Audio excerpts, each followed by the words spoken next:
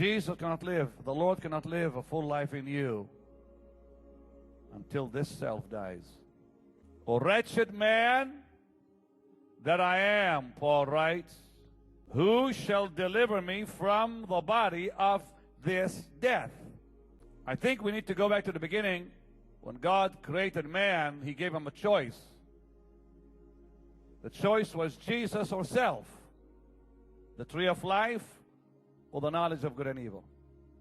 The tree of life represents the Master, Jesus. The tree of the knowledge of good and evil represents me, self, I, myself. God created man for fellowship, but man had to prove it. God had to test him. He had to choose, because without his choice, it would not be valid. God said, choose me or you, Jesus or self.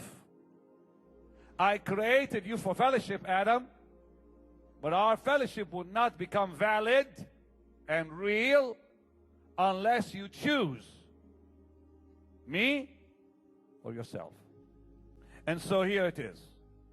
Adam chose self, chose to disobey God, and the misery began thousands of years ago and continues.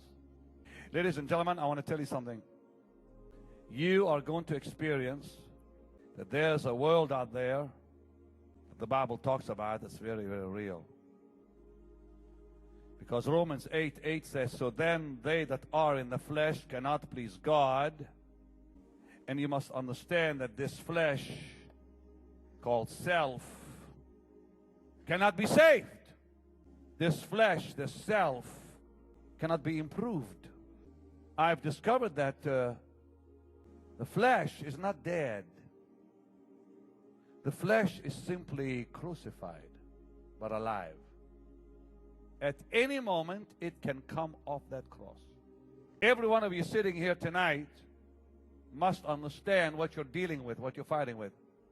Jesus, the Son of God, did not come to replace the flesh, did not come to save the flesh. He came that the flesh would be crucified, because you cannot educate the flesh. You cannot change its living conditions. You cannot expose it to the highest kind of morality, because it's wicked.